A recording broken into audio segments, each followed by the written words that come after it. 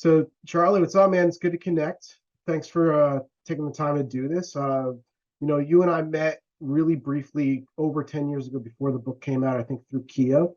And it's good to be connected again. Angel and Zeke connected us again. And I'm just psyched to get you involved in the Handselecta project to some degree and talk and see what you got going on and hear a little bit about your art and your past and what you got going on in the present and what you're hoping for the future. So what's up, man? It's you are a quintessential Brooklyn guy. You got that Brooklyn accent going on. And I wanted to start with accents because I think I look at hand styles very much like accents. It's like you can see the way people speak visually in some ways. What do you think about that as kind of an analogy? Yeah, I grew up in Bensonhurst, Brooklyn, and so on the corner of my block, I grew up on 62nd Street between 17th and 18th Avenue, and there was a store on the corner of my block, Dial, and there was a spade on the wall. It was the shape of a spade, and it said "spade" in it, but it just looked really wicked. The hand style, it was different. And I was young. I had to be about 5, 6. And I seen that spade and I seen the spade, written real fresh. And I was mesmerized and captivated by it. Nobody put me on to graffiti. It was something that I seen at a very young age and became obsessed. It was very mysterious, like who did it, why did they do it. I used to picture a junkie sitting on the floor, then all these weird images. It made my imagination go. So there was a spade, and then there was a cape throw up, CAPE. And yeah, that's where it all started, And in the store, was the spade, was it a hand style? Was it graffiti, or was it a sign or lettering or something? It was a sign. It was a spade, like the shape of a spade. And it was written hand style, and it said spade. Okay. And I just used to stare at it. It was on my block. I feel like I used to just stare at it for hours, and Right. Yeah.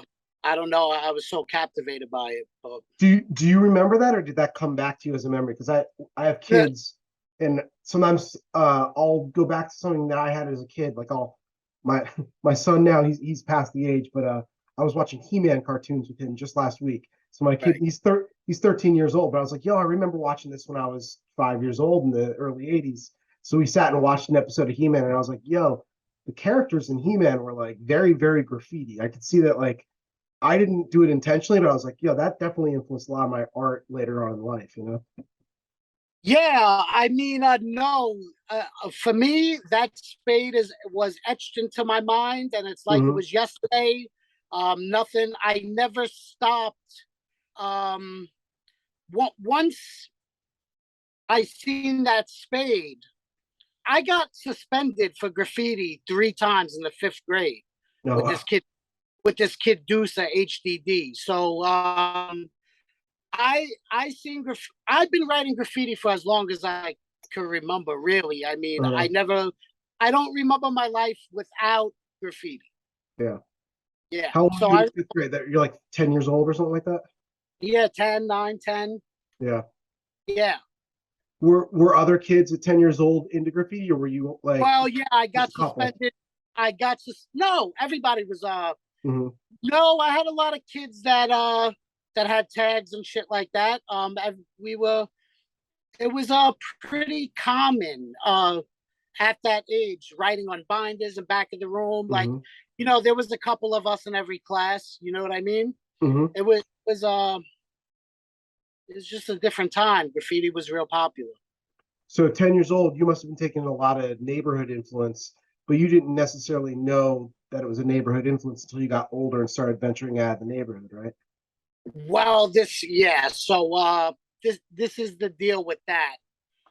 My neighborhood in Bensonhurst, Sunset Park, and all that was destroyed, right? So there was so my dad used to lay carpet, and I used to go in the van with him, and I Mhm. used to see dusk, DUSK, big fat cap tags everywhere, Mm. right?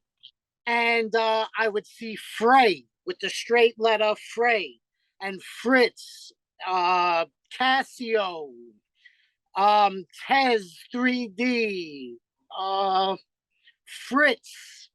But the first when I finally grasped the whole of what was going on, like what the idea was, Mhm. like to get out of the neighborhood, there was a kid that wrote IE, Mm. Joey IE, I think, like he works for Def Jam or whatever it is, I don't know, but so I went IE had my neighborhood smashed, right? And there was trucks on my corner, Jen Cern, IE, and IE did the eye with the flare for the Mhm. dot on top of the eye, Mhm. and the way it flared out, it was like, it was really dope. But I remember going to Coney Island with my parents in the summer, and IE had all the gates and everything. And then I was like, I started to understand um, that's kind of what graffiti was about, like getting up as most as possible, as far as you can. Mhm. And then shortly after that, Scuff and Kez Five came through my area. They did their thing.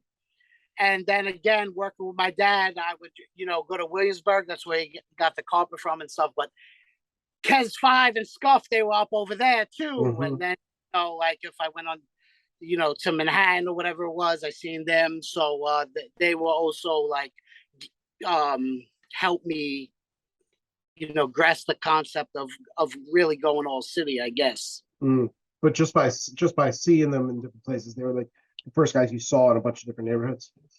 Yeah, I mean, graffiti, I feel like was like really sacred back then. Like nobody, and it's probably still the same way. Like I didn't have like a mentor. There was a kid Mhm. on my block, and he was my idol, right? And I looked up to him very much. He wrote Musk, Muskab, and Musk and PJ. And another person that PJ wrote with was ZE. And ZE. So we used to chill in the train station, fifth grade, and ZE was doing motions at the time, and he had the ZEs on all the train doors. Mm. And me and Dusa used to run on the tracks and try to hit the same trains. But The throwaway outlines was what he was doing. Yeah. yeah, when the doors opened, they came Yeah. together like with the fat cab ZE, and he was so Mhm. fresh then. Like he was never like I could say I was a toy, probably for a long time, but ZE was always fresh. Mhm. And, uh, yeah. So So, um, not to date you, but if you were 10 years old, that was kind of like late 80s, early 90s, somewhere around there. yeah, yeah. Okay. I, I So, started I started writing CH, which is my mother's initial. So back to the fifth grade, I was writing STEN. I got caught in school. I got suspended. Then I came back to school and I wrote stir, STER. Like they fucking knew. I don't even. It's so funny. Like you're so young. But I used to take the inside of the marks lots out, climb on top of the toilets, hit everything. So I wrote stir. I got suspended, and then that kid Musk was on my block, and I remember I was building a clubhouse in this girl Marisol, trying to play doctor, and I mean that's how young I was, and I told Musk, I got to change my name, and he goes, well, why don't you write like your father's initials, which would be TH, and I was like, nah, and there was a dope cat from my area that wrote DB. mhm. DB or 161, and he was like real fresh. And he had some tag with CH in it, and he was like, you could, what about CH? And it was my mother's initials, and it was like DB's backup tag. And uh, Musk just like, I said that sounds cool. And I wrote CH ever since. But the funny thing with that is like it was my mother's initials. Hmm. So that's corny to do when you're young. Everybody Right. abuses you. Oh, Right. boy. So I went by my government. I made it. My last name's Hayden, so I went by Crazy Hayden. Then you're giving your government away, and then my boy Dexa from Kings Highway, Dexa DFT, started calling me Charlie Hustle, and Okay. people started to call me Charlie and assume my name was Charlie, and I liked that, and I Okay. started to run with that. Was Pete Rose retired at this time, or was he still Charlie You know Hustle? what? Was the Pete Rose I don't. reference, huh? I know nothing about sports at all.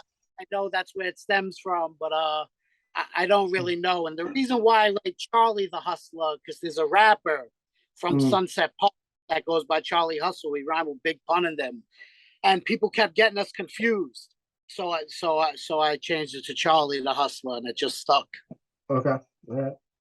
So I was asking about time frame because you already started mentioning kind of the two-letter throwy was a big thing from your neighborhood growing up, and Yeah, and the that era of street bombing, kind of like, people who were a little bit older may have seen the trains. You're old enough that you probably have memories growing up in the city of the trains running, and then I presumably they were clean chains when ZE was hitting them when you were like sitting yeah. in the train station, right?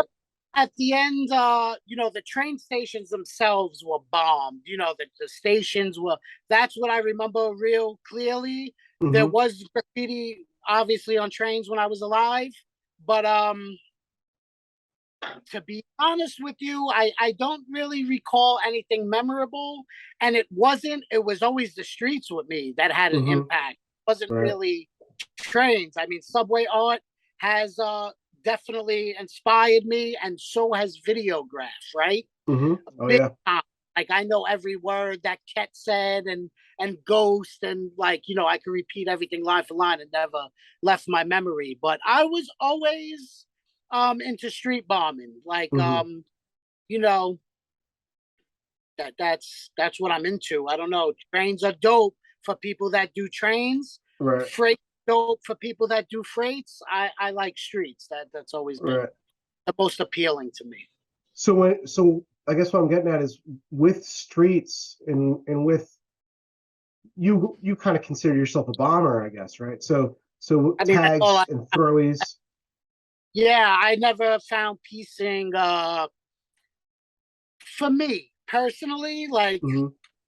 I don't care about piecing at all. Like people do it and it might look nice, but I'd rather see a dope ass throw up Mm-hmm. on a tour gate. Mm-hmm. The throw ups in the '80s when I was like, even when it's not my mind playing tricks on me. When I look at '80s throw ups now, they're the Yeah. best. Mm-hmm. They were the best throw ups, ever. And it seems like as time went on, they kind of got worse and worse.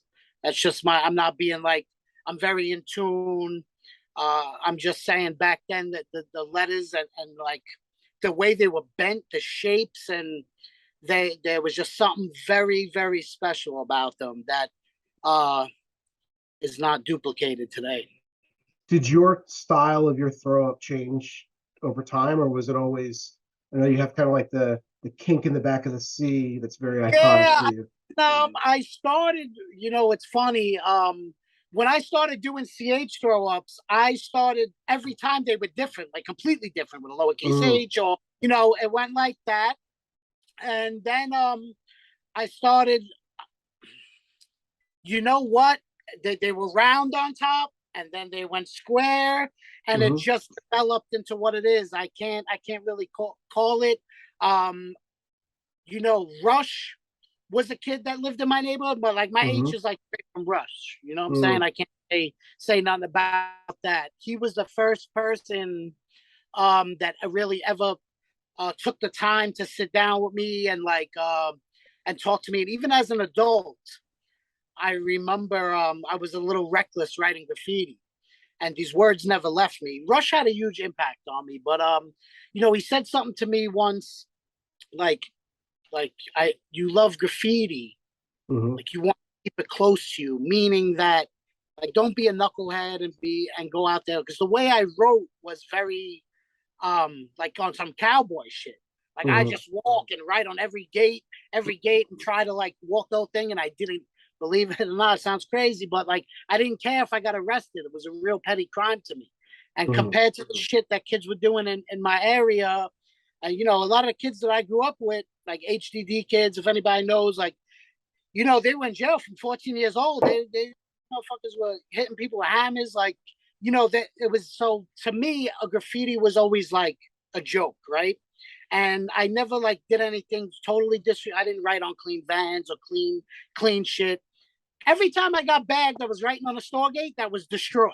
It was Hmm. destroyed. So like, I paid the price for everything I did, but I did never stop and I never switched up. I never changed my name. It is what it is. Now I just own it. And Yeah. I'm proud. I'm proud I am, I'm Charlie the Hustler, and like, I never folded, man. I never ran from a fight. I did whatever I had to do. And I always had integrity. So, and it made my life very difficult, of course. But Yeah. now today that I'm able to transition and be recognized as like a figure in this subculture or art form. It was all work, Yeah. you know. Let me ask you about that integrity when it comes to like art and expression. And you already mentioned it, right? Like the H influence from Rush, and there's a tension that we live in this culture where originality is really important, but you can only be so original. You're influenced by a bunch of different places. And then you mentioned, the ethic of what you do and don't write on, that kind of old school ethic of like, don't write on houses, don't write on cars, don't write on houses of worship, don't. And I know you tell a story on your website. It's like, yo, throwies go over tags, pieces go over throwies. There's a system to it. There's like a Yeah, respect. When it comes to like originality and style and biting, what do you think kids today, is there something missing or something better about graffiti post internet than pre-internet as far as biting and style and originality goes? How's that different for you? I mean, I feel like everything comes from something, right? And there's some really special people out there that naturally, like I would consider real artists that there was dudes like Setup or Rhyme, Ty, people that just totally had this off the wall, like next level shit, you know. But yeah, there's only so many H's you could do. There's only so many letters. Hmm. My C, I don't know where my C is not original. I don't know where Yeah. that came from. I don't. That just came out of me, and like, the important thing with graffiti is like repetition. So after so much repetition, it takes on a life of its own. Hmm. Hmm. So that's what I today. But as far as like, I think that most people had influences and looked up to certain people, and if you are a true artist, you were able to progress and develop your own shit. Hmm. Uh, my whole thing, like now, like where my throw ups went and with the colors and everything like that, that was totally natural. It's not something I seen. It's not, you know, as time went on in the game, some people get it, early, some people get it late. I Yeah. developed later on in life, and like, you know, um, I do believe it is important to basically just stand out. So like to do things a little differently. I know for me that when I was going out like every single night and painting, you know, basically my boys would run up to a wall and like go side by side, and I look up and I see a ledge and I'd be like, oh shit, I could grab that window gate and climb up and I could Hmm. shine up everybody else. I always had like the mentality of, yeah, you could go down there, or you could go up there and fucking smash that and get more shine. I I think, see, and that comes from, you know who that comes from? That comes from Matt and Mm. May. He always had like the high shit going on, and like subconsciously, like and Nairo. I can't forget Nairo.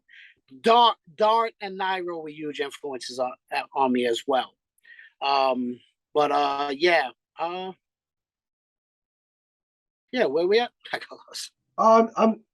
I'm really interested in. Well, we can talk about this. It's kind of goes out of graffiti, but I think it ties back into the thing I'm talking about with the accents. Is you know, in the last 20 years, since the year 2000, actually, let's go back 30 years, since 1990, we've seen so much in New York change, right? And your accent, which was more prevalent growing up than it is now.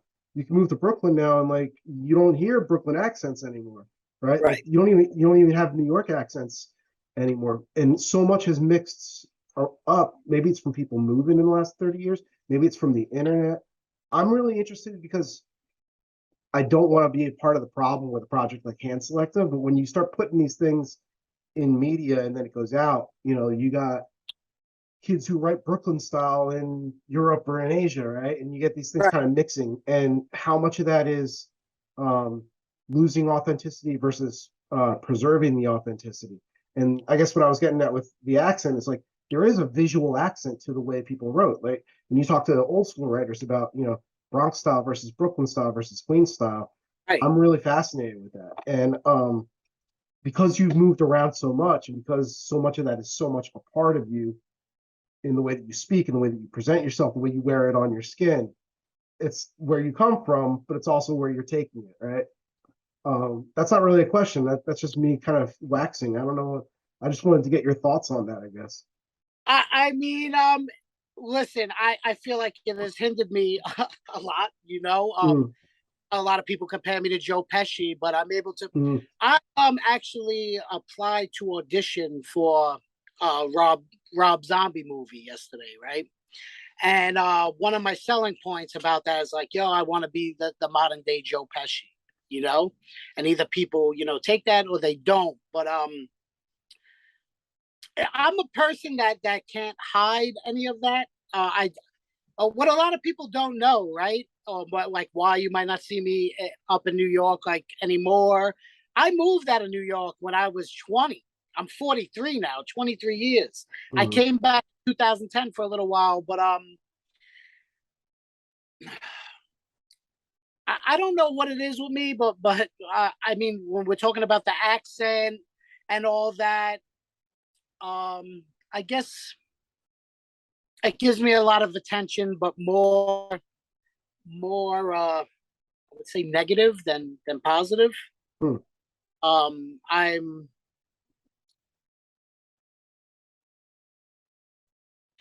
I would say sometimes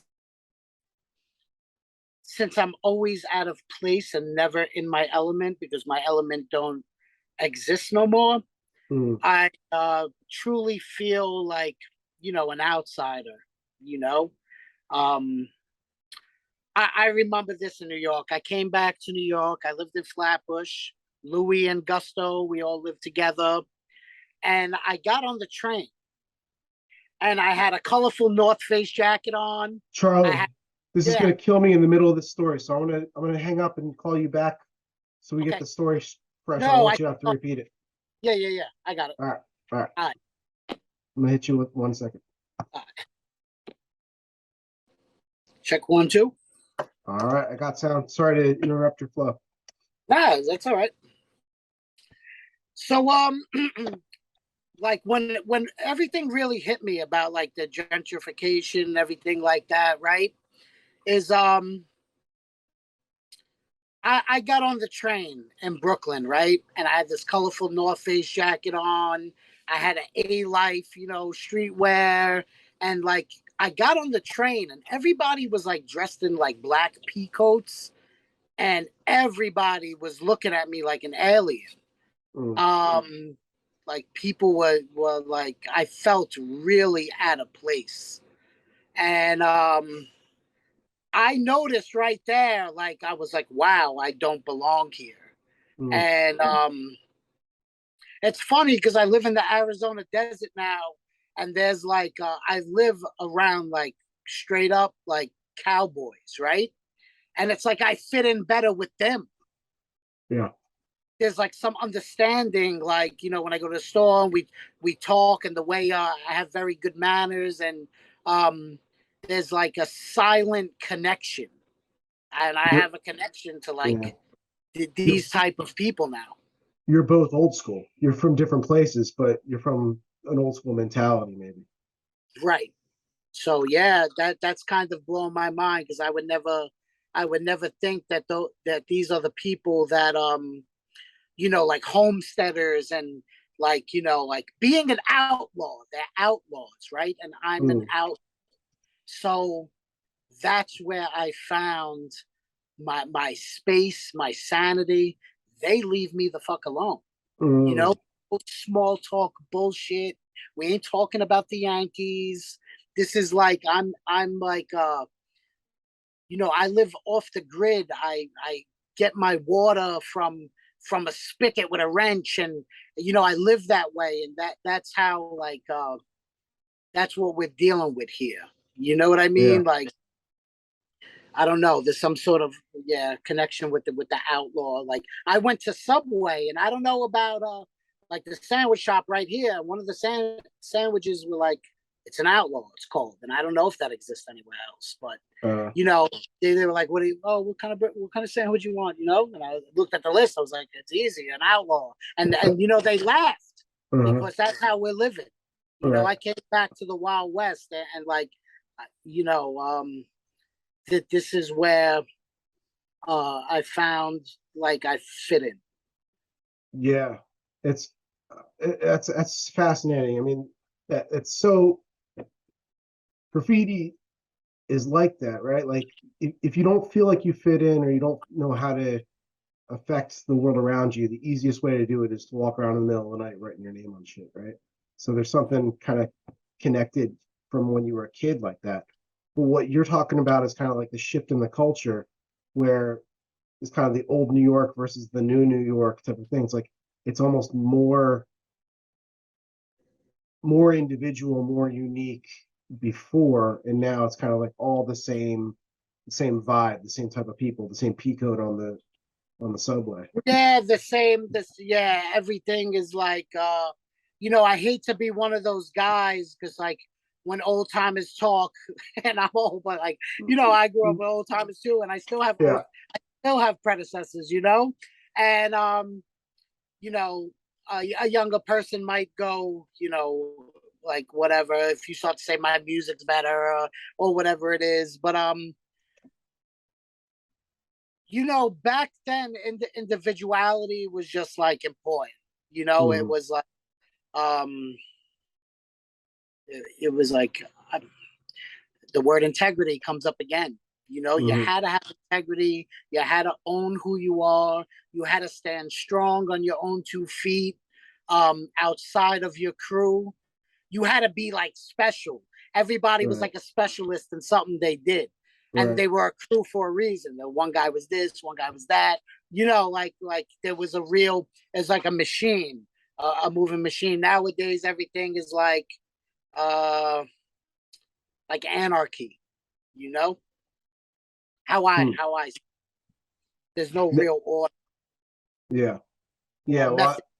Yeah. it's funny. I mean, we'll go deep. I don't know if this is right for this format, but like that idea of anarchy, I love the idea of anarchy in that there's an emergent order. There's an order that like not all of us can see, but we all get a little bit of a glimpse of some of it. And it's that get in where you fit in type of a thing where it's like it's not forced from the top down, it's kind of emerges from the bottom up. And Yeah. I think what you're talking about is generations past, maybe before the internet, before a lot of things kind of like flattened a lot of the cultural influence, that was more apparent because it was different. You had a different type of cuisine in this neighborhood than that neighborhood, a different accent in this neighborhood. You could have just been 20 blocks over and talked different than your neighbors. And now you got Yes. people from all over the place who come here, and maybe because they come from all over the place, they're trying to not fly the flag of I'm different, they're trying to fit in, and then it makes it all kind of like the same, all like a malaise. Yeah, I mean, if you look at back in the day, they were just totally everything was just totally they were totally different from each other. Mm-hmm. I don't know what happened to this guy, but there was a guy CA in my area, and he had like these lava fucking throw ups, and like that shit was like mind blowing, man. I don't know. I don't see anything that actually my graffiti like as you can tell, it's very clear now. Mm-hmm. Like as I use basic bubble letters when I do the bless this mess in my shit, it's Mm-hmm. very legible. Like um, I had It's stylish and funky, but legible. it's legible because Yeah. if I make it too crazy, it's like almost like it don't take well, Mm-hmm. don't read, you know, to people that buy it. So yeah, I don't Yeah. know. I just things really simple now. Well, let me ask you about the three tags you gave me for the spotlights, because you did a CH throwy, the CH with the crown, Yeah, which when you see it animated, it makes perfect sense. But when you see the finished, it's like if someone doesn't teach someone how to read that, it's almost hard to tell what it says. right. For a lot of people. I mean, I'm Yeah, used to yeah, yeah. seeing your stuff, so I know it, but I don't know if I saw it originally without it. It's a wild style tag, even just with two letters, because That's one stroke as well. right. Yeah, everything like two-letter throw-ups, and my tag came from getting up fast. You had to get up fast. Mm-hmm. Um, but yeah, I mean, yeah, nobody. My tag I came up with on my own, the crown tag. Um, I kind of just yeah, I just did it one day, and I was like, wow, this is really dope. And it wasn't as good and refined as it is now, but I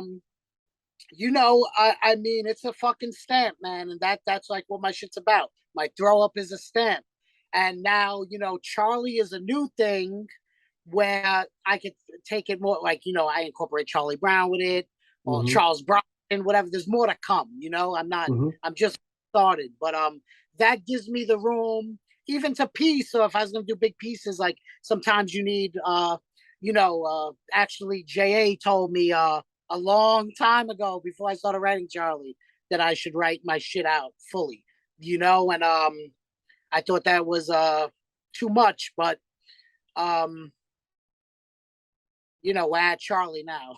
Maybe it get more Yeah, extended. Yeah, yeah, my Charlie tags. I don't know. Listen, I'm not conceited. Everybody knows I'm not. I know my place.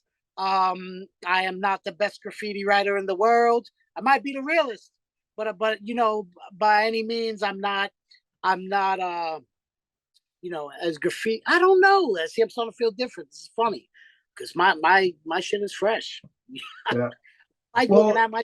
I love my canvases. I love my tag, let me and I ask you about that first time you started doing that tag with the crown, because like that's a real like I'm feeling myself, but you got to back it up though. You start putting a crown on your shit, and people start calling you out if it's too soon. yeah, what a lot of people I feel like sometimes like I don't really get like the credit, but um I moved to Staten Island, right? And that really hindered my graffiti career because I was writing with kids that were not necessarily that cool, right? And people didn't like them. And that reflected on me. But they loved graffiti so much that who the fuck was I gonna hang out with? They Mhm. loved graffiti. They talked about it 24/7. So I wind up, if I was to look at their shortcomings, I might say like, hey, this kid is not tough, but he loves graffiti, so I'll fight for him. Or like, I had that kind of mentality. But when I lived in Staten Island, Rhyme had 287 smashed the Jersey Highway. So I Mhm. had that destroyed. You came into Staten Island, I was king of Staten Island, I had it destroyed, no question. You went into Brooklyn under the BQE, all spread out to Brooklyn. I was like, motherfucker. You went to Manhattan, I had Canal Street, the whole downtown destroyed. And then I Mhm. ventured out into the Bronx. Like I was fucking up. So Um, and I was the king of my. I also like. You know what's funny? If you take graffiti away from a writer, right? A lot of times you're stuck with an insecure, hollow, Mm-hmm. depressed individual. If you take graffiti away from me, there's a lot to me, bro. I could be a lot of things, and I Mm-hmm. can a lot of great things as that. I'm successful in my own life, right? I didn't want to be a doctor. I did not want to be a lawyer, and I didn't want to be a plumber. I wanted to be a graffiti writer. That's what I wanted to be, right? I Mm-hmm. wanted to write a book and I want to be in a movie. I'm doing those things now. So my life, I'm successful, Mm-hmm. no matter what anybody thinks. But yeah, I mean, you can't forget all the other states that I moved into and I wrote. Now another thing is that I've been caught for graffiti 11 to 13 times, right? Wow. So I have to move differently. That's why you might see me do a bunch of outlines in a row instead of a fill-in, because standing there doing a fill-in is not worth the price of my freedom, Mm-hmm. right? So everybody that does what they do, there's a reason why, there's a reason why I move the way I do. Mm-hmm. There's a reason for everything I do. I'm a very strategic person. I know what the fuck I'm doing, Mm-hmm. right? So I can still be relevant. I make sure that I'm relevant. I move to states, I get up. I'm writing graffiti every day. I did 2 fill-ins in the daytime yesterday. And the whole world might not know it, but people in town do. I never stopped, man. Mm-hmm. I ain't So stopped. let me ask you one more history question, then I want you to tell me about what you got coming up. But you mentioned Staten Island, you mentioned a lot of your early influences, but then you just mentioned you're kind of strategic, right? So I know on your website you have this really great uh, homage to your friend DG. Can you tell Yeah. me a little bit about kind of like what you guys got up to together when it comes to like a style perspective or a strategy perspective, or how that influenced So you? DG is the only person ever, right, that sat me down, like almost on his lap, like legs touching, like, Charlie, this is how you blend. This is what you do. And I'm going to share this with everybody. He told me, like, pick team colors, look at a cereal box, the colors they use. He showed me how to. He gave me my piecing letters. Right now, I'm working on my own things, and also Keo X-Men has sat down with me and gave me like ancient knowledge. So these dudes, took their time, hours upon hours. DG took years with me to improve me as a graffiti writer, right? Because it wasn't like I always been a loner. I had to develop everything on my own. Mm-hmm. And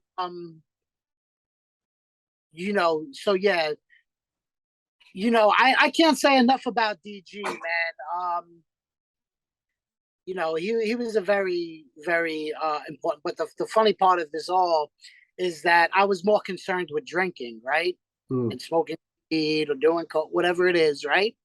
And he used to sit there try to show me, but I'd be off in my head. But when he passed away, and I had to start, people started wanting art from me, right? So they will purchase things, and I'd say, well, I can't just give this guy an outline. I They want my stamp, so they don't want a piece from me, but they're giving me $100 for 5 stickers. I have to I have to give them something that compensates that, right? Mm-hmm. I busted out, I ordered some markers, and I started to blend my letters. Mm-hmm. That developed into something today, like that is my own style, right? And that's hard to do in graffiti, is to really develop your own shit. So I'm developing now as we speak, and I'm learning more things. I'm in Tucson, Arizona. There's another kid, Soak, and he's teaching me how to, I'm very militant with my shit, and he told me, Charlie, you got to color outside the lines. You're doing your red blood, take the pink, go back, make it 3 colors, and like, So I have somebody like kind of like even coaching me now and helping me develop. You know what I'm Hmm. saying? So um yeah. Right on. So tell me what you got coming up this week. Are you about a week out from your art show? Yeah. So Friday I have my own art show at Studio One. It's a gallery in Tucson. It kind of I was asked recently a couple times to do shows, right? And I denied them because I don't see why I would give half the gallery my money, right? So if I'm selling like a canvas off my website and my living expenses are low, so if I sell a canvas a day for $200 or whatever it is, that I'm good. I make a living off that, right? So why would I give a gallery half? But this seemed like the right fit, right? They really love what I'm doing style wise. I mean, everybody is. Um, so a lot of opportunity recently. There's even like more to come has opened up, and I have people interested in like you know buying my throw up, which is Mm, crazy. hmm. You know, and I mean, imagine that. You know, I'm very fortunate and very lucky and blessed to be able to do that. I have a Charlie Brown toy coming out with all my tattoos and everything like that. I'm trying to get into bigger projects. Really, I'm close to LA, and I'm really trying to like, also work on the acting thing. But um, I dedicated, listen, I had to make a decision what I was going to do with my life, right? Am I going to go work for somebody else and make them money and get them rich or get them clout or give them my connects? Or am I going to start being like a little selfish, right? And start putting the spotlight on me and start working on my own brand and building my own life because I never been so happy, man. I live in Mm. a box in a trailer in the middle of the desert with Coco. I just adopted another dog, and I get to write graffiti for a living. That's not changing no more because I used to get full of fear and be like, oh, I gotta get a normal job, I gotta get benefits, I gotta do this. Like I don't listen, man. I want to be happy. That's my number one. That comes first, right? When I live back east and it gets cloudy and I want to drink, I Hmm. want to fight. I want to hurt myself. I want to hurt others, man. I get so full of stress of anxiety of just everything dying in the winter that Mm. I need to be fun, man. And like I need to be happy and I need to do things that fulfill me. So if I'm making $200 a week, that's worth my sanity, man. Like I'm gonna be okay no matter what, Cool. you know. And I have a lot of people also. I have a lot of support from people that I don't really know because they fuck with what I'm doing. Like they want to see me. There's haters. Don't get me wrong. There's people that stupid say stupid shit or whatever. But there's also a whole thousands of people that are like, yeah, Charlie, fucking fuck this shit. Do it. Live in the desert. How can I? How can I like help? You know what I'm saying? I'll buy Hmm. a stick, whatever. Hmm. That stick could push me through a week. Hmm. Not a week these days, I guess, but 3 days out of 15, so there's people on Team Charlie that want to see me like be an outlaw, and that Hmm. fulfills me. That's what I want to be. So there's people, wives and kids, and they can't do what I'm doing, but they're rooting for the villain. You know what I mean? Sure. Right on. Well, I hope you get a good turnout. I hope we can send some people your way to go to that show and that opening. And if they can't, they can hit you up if they're interested in getting some art direct from you, right? Of course, yeah. You could always DM me. Yeah. I'll do whatever I could for anybody. I'm all into like I'm gonna stay at the gallery on Saturday, like after the show. I'm just gonna sit there with a table and do books and talk to people and shit. Like however I could give back. You know what I mean? I want to big up the throwy pillow. You know what I'm saying? Yeah, that's a good one. Guy right there is making these shits really dope. and he gave me a bunch. I'm gonna raffle them off at the show to just give them away. He sent them to me to, you know, maybe for the cause, right? Living off Hmm. the grid, money, but they're so dope that I want other people to have them. So we'll Awesome. do some raffle and shit like that. But yeah, I'm really excited to display my art. When I put all my canvases, they're so colorful. When I put them together, they look dope. And there'll be somebody there filming the whole event, so there'll be more to show, you know. All right. All right, brother. Thank you for your time. Good luck with everything. God bless. Thank you so much. All right, love you guys, man. Thank you.